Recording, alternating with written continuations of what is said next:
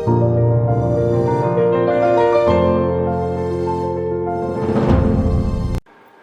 everyone, welcome back to our channel. First of all, thank you so very much. आपने last video को बहुत सारा प्यार दिया, बहुत सारा सपोर्ट किया. Thank you so very much once again. So आज के हम टॉपिक पे बात करते हैं. जैसा कि मैंने अपनी लास्ट वीडियो में बताया था कि आज हम एग्जैक्टली जानेंगे इंटरव्यू क्या है और उसके एक बेसिक से टिप्स जो हम फॉलो करेंगे. किस चीज़ के लिए? उसको क्रैक करने के लिए. करेक्ट. सो सबसे पहले इंटरव्यू क्या है? देखिए, इंटरव्यू अगर आम भाषा में बात करूँ तो एक कंपनी को पर्टिकुलर वैकेंसी दी गई है कि आपको फुलफिल करनी है और उसी के लिए आपको कैंडिडेट्स खोजने हैं डिफरेंट डिफरेंट सोर्सेज यूज़ करके और उसको फिल करना है. That's it. और जो एप्लीकेंट्स होते हैं वो कंपनी तक पहुंच जाते हैं, यानी कि जॉब सर्च कर रहे होते हैं, जॉब सीकर्स होते हैं, वो कंपनी तक पहुंच जाते हैं. ये इंटरव्यू प्रोसेस होता है. वो बात की बात है, सिलेक्शन रिजेक्शन वो एक अलग बेटर है, but this is the thing. HR की भाषा में बात करूँ तो एक परफेक्ट कैंडिडेट पर्टिकुलरली जो कंपनी में हायरिंग है वहाँ तक पहुँचा के उसको ज्वाइन करना ही उनके लिए इंटरव्यू प्रोसेस का फर्स्ट पार्ट होता है. राइट. अब पेंडेमिक सिचुएशंस में हम कैसे इंटरव्यू भाई पता करें कि हमारे पास इंटरव्यूज है भी या नहीं? अगर एक जॉब सीकर ढूंढेगा इंटरव्यू मार्केट के अंदर तो कैसे पता चलेगा? घर से बाहर आप जा नहीं सकते, कंपनीज के बाहर आप एडवर्टीजमेंट्स या कंपनी में किसी गार्ड से या आसपास के लोगों से पूछ नहीं सकते कि इस कंपनी में हायरिंग चल भी रही है या नहीं चल रही है. तब कैसे पता करेंगे? देखिए, सबसे पहले आप कंपनी की वेबसाइट पर जाएंगे. कंपनी की वेबसाइट पर आपने चेक किया कि मुझे इस पर्टिकुलर पोजीशन के लिए हायरिंग करना है या इस पर्टिकुलर पोजीशन के लिए मुझे ज़रूरत है जॉब की, तो ये हायरिंग है या नहीं. आपने चेक किया? नहीं. देन जैसे कि मैंने आपको पहली वीडियो में बताया था कि कुछ पोर्टल्स हैं, उन पोर्टल्स पे जाके आप सर्च करेंगे कि हायरिंग इस पर्टिकुलर पोजीशन के लिए है या नहीं है, या पर्टिकुलर कंपनी के लिए है या नहीं है. आपने चेक किया? आपने चेक किया? नहीं. देन आप क्या करेंगे? थर्ड स्टेप आपका रहेगा, कोई भी रिक्रूटमेंट फर्म, वेंडर्स, कंसल्टेंट्स, उनको आप अप्रोच करते हो जॉब के लिए. अब कुछ रिक्रूटमेंट फर्म फेक होती है, कुछ रिक्रूटमेंट फर्म बहुत ही जेन्युइन होती हैं जो आपको सही तरीके से कंपनी तक पहुंचाती है without any charges. Make sure. एक टिप हमेशा याद रखिएगा आप लोग, कोई भी कंसल्टेंसी अगर आपसे अमाउंट चार्ज करती है, प्लीज डू नॉट पे. क्लियरली से नो टू देम. इसके ऊपर एक बहुत ही ब्रीफ मैं बनाऊंगी वीडियो, लेकिन वो बाद में. राइट. सो इसके बाद आप मार्केट में आपने ठीक है वेंडर्स के थ्रू पता कर लिया कि हायरिंग है या नहीं है. देन आपने किसी आसपास के फ्रेंड से पता किया भाई आपके आसपास जॉब्स है या नहीं है. सो एंड सो आपने पता किया, आपने सीवी भेजा, आगे का प्रोसेस शुरू हो गया. अब बहुत से लोग कहते हैं मैम सीवी. देखिए, सीवी बोलिए, रेज्यूमे बोलिए, बायोडेटा बोलिए, आम भाषा यही. बहुत से लोग बहुत डीपली जान लगते हैं. No, there is a difference between CV and resume. Yes, there is a difference, लेकिन हम यहाँ पर डिफरेंस बताने के लिए नहीं बैठे हैं अभी. हम सिर्फ यहाँ पर बेसिक इन्फॉर्मेशन अभी बताते हैं. जब हम बहुत ही डीप उस पर जाएंगे कि सीवी एग्जैक्टली है क्या और रेज्यूमे क्या है, तब हम आप लोगों को इसके बारे में ब्रीफ करेंगे. करेक्ट. सो अब हम बात करते हैं, ठीक है आपका सीवी पहुंचा कंपनी तक. अब आपका इंटरव्यू भी शेड्यूल्ड हो गया, चाहे वो आपका इंटरव्यू टेलीफोनिक शेड्यूल हुआ है, स्काइप पे शेड्यूल हुआ है. स्काइप यानी कि वर्चुअल हो सकता है, टीम एक सॉफ्टवेयर है उस पर भी आपका शेड्यूल हो सकता है. हो सकता है कि कंपनी ने बोला नहीं पहला राउंड आपका टेलीफोन ही होगा, लेकिन बाद में वीडियो कॉल्स के थ्रू वगैरह. बहुत सारे सॉफ्टवेयर है, जो भी सॉफ्टवेयर वो बताएंगे उस पर आपको आना है और उस पर आपका इंटरव्यू होगा. ठीक है जी. अब यहाँ तक हम पहुँच गए,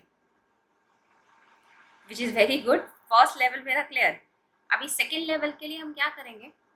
सेकेंड लेवल के लिए मुझे ये पता होना चाहिए कि अगर मैं इस पर्टिकुलर पोजीशन के लिए, मैं एक पोजीशन ले लेती हूँ, अगर आप सब, क्योंकि मैं ज़्यादातर टेलीकॉम इंडस्ट्रीज़ में डील करती हूँ तो मैं टेलीकॉम का एग्जाम्पल ले लेती हूँ. लेट्स सपोज मुझे एक बेसिक सा कॉलर हायर करना है. कॉलर मतलब टेलीकॉलिंग. राइट. मुझे हायरिंग करनी है, तो उस टेलीकॉलिंग के लिए मैं क्या करूँ?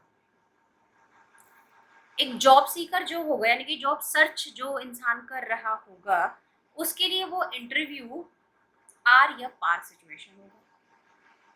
लेकिन जो इंटरव्यू ले रहे हैं उनके पास एप्लीकेंट्स बहुत होंगे, यानी कि सीवीज बहुत होंगे, इस सिचुएशन में कैंडिडेट्स बहुत होंगे।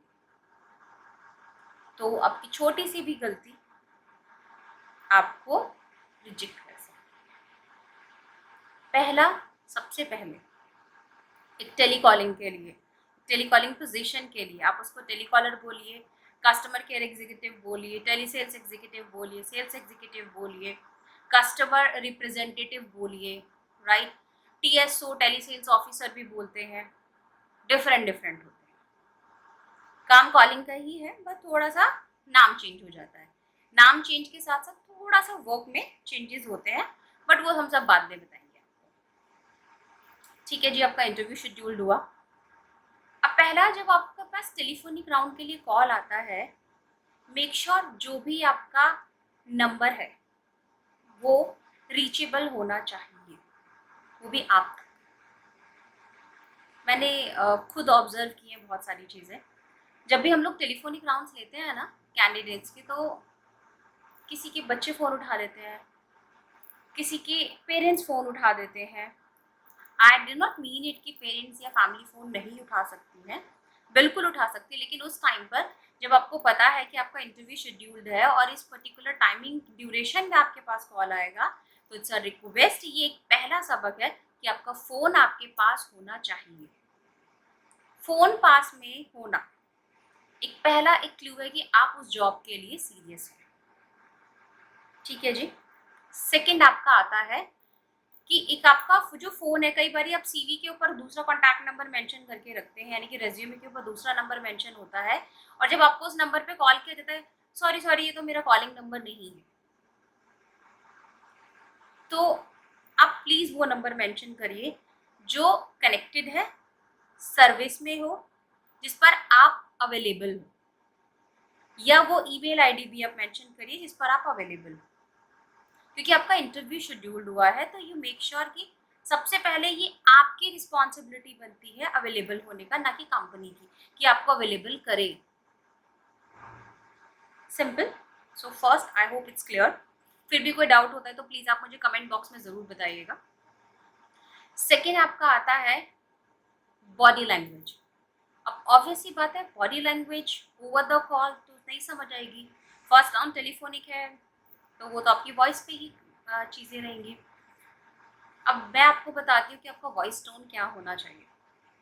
लेट्स सपोज आपको कंपनी के एचआर कॉल कर रहे हैं और आपको पता है इस टाइम कॉल आएगा आपके पास में, तो पहली बात तो आपको बहुत ही आपका टोन क्लियर होना चाहिए। डजंट मीन आप सो रहे हैं, सो के उठ रहे हैं, good morning ma'am, good morning sir, no, बिल्कुल नहीं। प्लीज़ आपकी वॉइस में एक्टिवनेस होना चाहिए। If you are tired, please reschedule your interview. क्योंकि अगर आप इंटरव्यू इस कंडीशन में देंगे जहाँ पर आपका गला खराब है, या आप टायर्ड फील कर रहे हैं, आप कॉन्फिडेंट नहीं है, तो प्लीज़ रीशेड्यूल योर इंटरव्यू। आप क्लियरली, लेकिन उस ड्यूरेशन से थोड़ा सा पहले आप उनको मैसेज कर सकते हैं, कॉल कर सकते हैं, जो भी कॉन्टैक्ट नंबर आपको दिया गया है, कि सो एंड सो कंडीशन की वजह से आप मेरा टाइम थोड़ा चेंज कर दीजिए, या नेक्स्ट डे आप उसको शेड्यूल कर दीजिए। मेक श्योर अवेलेबिलिटी के हिसाब से जो भी एचआर रहेंगे वो अपने अकॉर्डिंगली शेड्यूल कर सकते हैं। अगर ओपनिंग आपको पता है कि शाम तक क्लोज हो जाएगी, तो 1-2 घंटे के आगे पीछे का टाइम दे सकते हैं, अदरवाइज नेक्स्ट। उसके बाद आपको पता होना चाहिए कि आप कौन सी पोजीशन के लिए अप्लाई कर रहे हैं। जैसे कि हमने एक टेलीकॉलिंग का एग्जांपल लिया था, तो आपको पता होना चाहिए कि ये टेलीकॉलिंग है क्या, मेरा काम क्या होगा वहाँ पे, राइट। अगर आपको यही नहीं पता है और आपका इंटरव्यू प्रोसेस चल रहा है, तो गाइज इससे बुरी चीज़ कुछ भी नहीं हो सकती। मैंने बहुत से ऐसे लोग देखे हैं जिनको फर्स्ट राउंड में क्लियर कर दिया जाता है, this position is for this particular position या पर्टिकुलर कंपनी के लिए है, अपार्ट फ्रॉम दिस आपका काम ये रहेगा, सैलरी ये रहेगा, लोकेशन ये रहेगा, बट अननेसेसरी आप थर्ड राउंड में, सेकेंड राउंड में क्वेश्चंस रिपीट करने लगते हैं। सर काम क्या होगा, सर ये क्या रहेगा, सैलरी क्या रहेगी, आपका पेमेंट क्या रहेगा, सैलरी कब आती है, ये कब आती है। ये सारे क्वेश्चन आपके लेवल फर्स्ट पे क्लियर होना चाहिए डियर।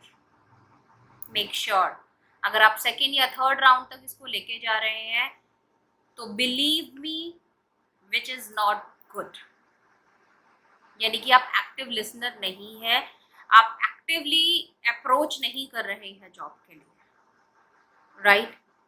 सो आपको पता होना चाहिए कौन सा पोजीशन आप देख रहे हैं, क्या लोकेशन है, क्या सैलरी आपको मिल रही है, आपको पता होना चाहिए आपका काम क्या रहेगा, कितनी आपको ऑफ मिल रहे हैं, क्या आपका टाइम ड्यूरेशन है, पार्ट टाइम है, फुल टाइम है, वट एवर इट इज, ठीक है। अब आपका इंटरव्यू भी शेड्यूल हो गया इस चीज़ के लिए, आपने क्लियर भी कर दिया, आपको पता भी है। अब आपकी बात आती है फोर्थ राउंड की या फाइनल राउंड जिसको हम बोल सकते हैं, करेक्ट।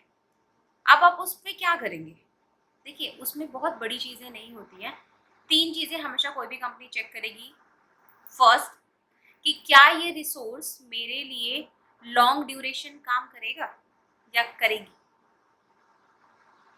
जैसे कुछ लोग हम में से ही 6 महीने 4 महीने के लिए जॉब सर्च कर रहे होते हैं, लेकिन कंपनी कैसा प्रोफाइल दिखती है, जो लॉन्ग टर्म रिसोर्स, जो उनको लगेगा कि ये पर्सन को अगर मैं हायर कर लेता हूँ या कर लेती हूँ तो ये पर्सन मुझे आने वाले टाइम के लिए एक अच्छा रिसोर्स बन के हमारी कंपनी को आगे लेके जा सकते हैं, पहला ही, राइट। सेकंड, जो एचआरस होते हैं या बाकी जो टीम मेंबर जो इंटरव्यू कंडक्ट करते हैं, सेकंड ये सोचते हैं कि पर्सन हमें नियर बाय का मिल जाए तो ज़्यादा अच्छा है। अब वो क्यों? क्योंकि कई बार फैमिली में प्रॉब्लम है, गांव जाना पड़ रहा है, कई बार ये प्रॉब्लम है, मुझे इधर जाना पड़ रहा है, मेरी बहन, मेरा भाई, बहुत सारी चीज़ें होती हैं, तो नियर बाय लोकेशन का कैंडिडेट ढूंढती है। थर्ड, वो देखती कि कैंडिडेट ऐसा है जो ग्रोथ पाथ के लिए जॉब देख रहा है या सिर्फ पैसों के लिए। देखिए ग्रोथ पाथ के लिए जॉब हर कोई देखता है, किसी को भी बेटर अपॉर्चुनिटी मिलता है ना, वो जॉब चेंज करता ही करता है।